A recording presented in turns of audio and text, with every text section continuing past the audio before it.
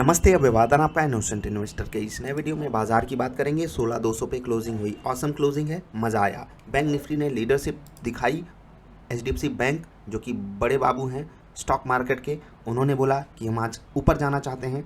Bank Nifty को वहाँ से सहारा मिला, निफ्टी को बैंक निफ्टी से सहारा मिला।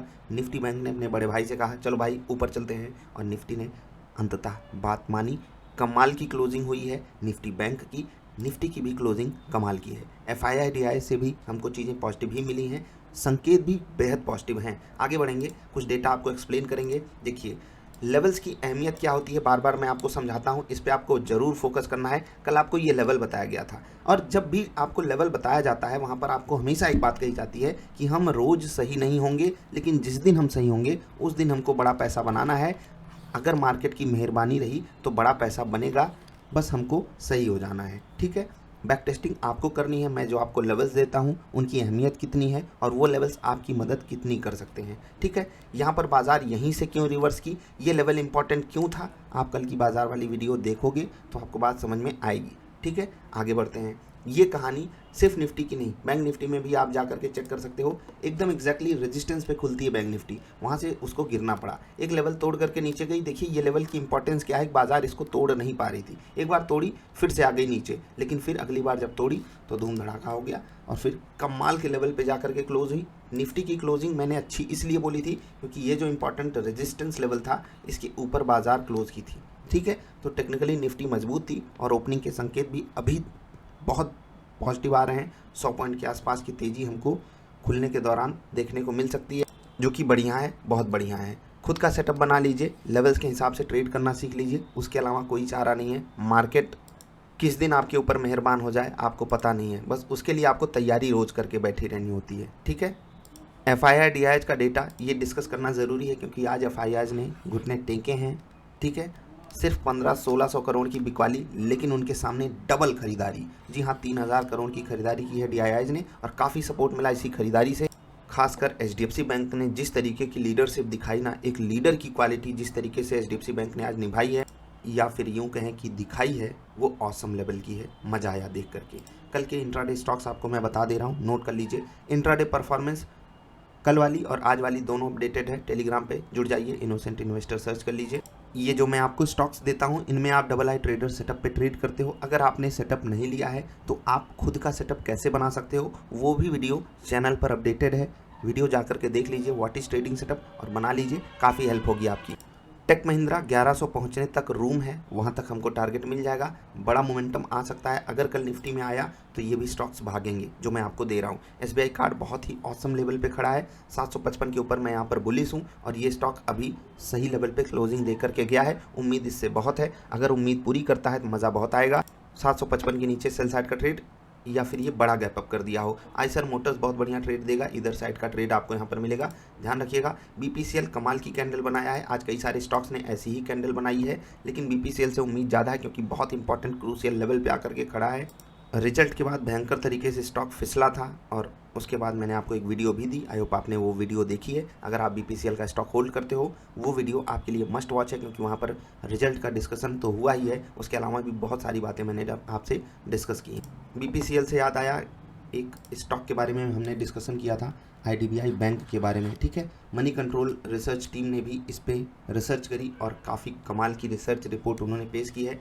मैं आपको रिकमेंड करता हूँ आप ये आर्टिकल ज़रूर पढ़ो। अगर आपको याद हो, 2 दिन पहले 26 मई से भी 2 दिन पहले मैंने आपको सेम स्टॉक पे अपनी रिसर्च प्रोवाइड की थी, वीडियो आप देख लीजिएगा, उसके बाद ये जो आर्टिकल है उसको पढ़ लीजिएगा, काफ़ी चीज़ आपको हेल्प करेगी। पहले वीडियो ज़रूर देखिएगा। ठीक है, सेंट्रल गवर्नमेंट और एलआईसी का जो एग्जिट प्लान है क्यों बूस्ट कर सकता है स्टॉक का अपसाइड पोटेंशियल, ये इस आर्टिकल में अच्छे से समझाया गया है। इस आर्टिकल को मेरी तरफ से थम्स अप, आप भी ज़रूर पढ़िएगा। अगला इंट्राडे स्टॉक रहेगा स्टेट बैंक ऑफ इंडिया, बहुत बेहतरीन लेवल है, कुछ भी बताने की ज़रूरत नहीं है। एचडीएफसी लाइफ बहुत बेहतरीन लेवल पे खड़ा है। एचडीएफसी बैंक के बाद एचडीएफसी लाइफ जो है वो लीडरशिप लेकर के आगे धूम धड़ाका कर सकता है, नज़र आपकी होनी चाहिए फॉर इंट्राडे ट्रेड। ठीक है, एक स्टॉक है AWL, नाम पता है? जी हाँ, नाम मत जानिए, अदानी विल्मर। लोअर सर्किट लगा था फिर अपर सर्किट लग गया, कमाल है ना? जी हाँ, रिसर्च किया कीजिए थोड़ी बहुत, आपको खुद बात पता चलेगी हवा कैसे स्टॉक्स में होती है। अदानी ग्रुप के स्टॉक्स देखकर ये बात समझ में आती है, लेकिन क्या कहें, जब बाज़ार है वो दो छोर पे कई स्टॉक्स को रखती है, एक पे BPCL जैसी वैल्यूएबल कंपनी को पिटे हुए प्राइस पे रखती है और दूसरी तरफ बताने की ज़रूरत नहीं है। लेकिन ये मार्केट का कड़वा सच है, इसको हमको एक्सेप्ट करना पड़ेगा। निफ्टी बैंक निफ्टी के लेवल्स बताएंगे। ओपनिंग के संकेत अच्छे हैं, 100 पॉइंट के आसपास की बढ़िया तेज़ी दिखा करके बाजार खुल सकती है। टास्क नंबर नेक्स्ट, अगला टास्क आपके लिए है कि आई हैव कंप्लीटेड 50% टास्क। ठीक है, अब हमें आप नेक्स्ट सेटअप दे दीजिए। आपको नेक्स्ट सेटअप के लिए रिक्वेस्ट भेजनी है। बस ध्यान आपको ये रखना है, ध्यान आपको क्या रखना है, बहुत ध्यान से सुनिएगा।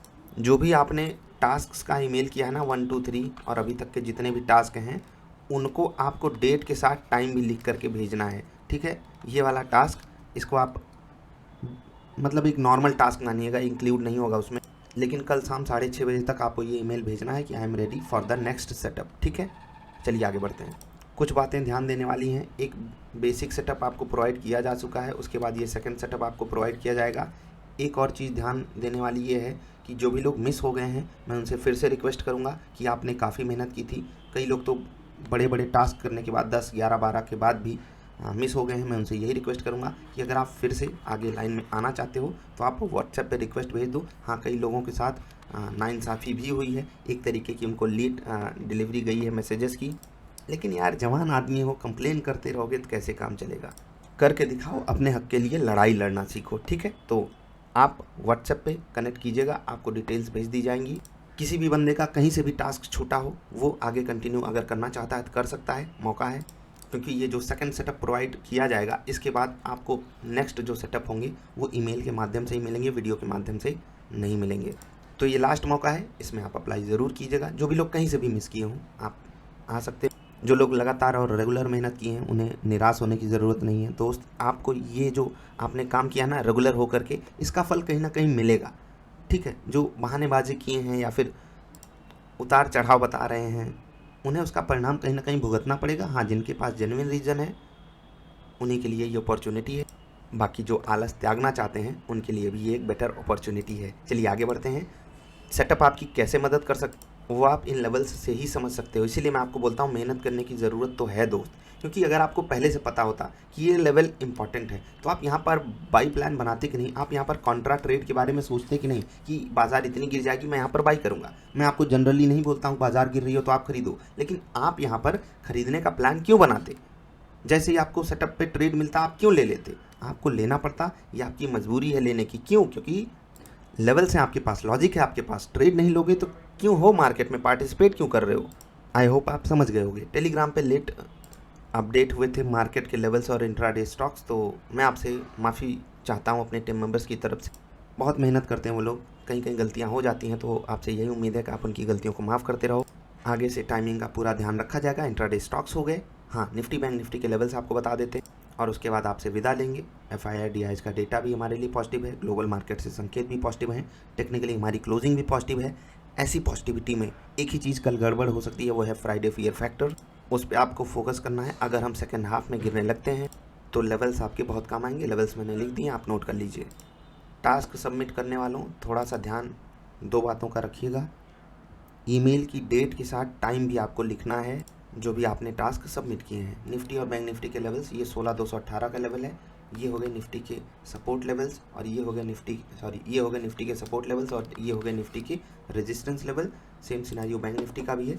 यहाँ पर इधर है सपोर्ट और इधर है रेजिस्टेंस। इसको थोड़ा सा ध्यान से रखिएगा। जिनको मेरी गंदी सी राइटिंग समझने में दिक्कत है उनको बता दे रहा हूँ। 35,005, 34,829, 34,702 रेजिस्टेंस है। 35,414, 35,593, 35,827। निफ्टी के लेवल्स नोट कर लीजिए। 16,271, 319, 16,319, 16,386 रेजिस्टेंस रहेगा। 16,218, 16,155, 16,086। Let's hope for the best की चीज़ें हमारे फेवर में जाएं और हम एक बढ़िया दिन एंजॉय कर सकें। लेवल्स पे पूरा फोकस रखिएगा। कोई सवाल सुझाव तो नीचे कमेंट कीजिएगा या फिर व्हाट्सएप पे कनेक्ट कर सकते हो। नंबर है 94 52 88 30 11। जल्दी मिलते हैं। नमस्कार।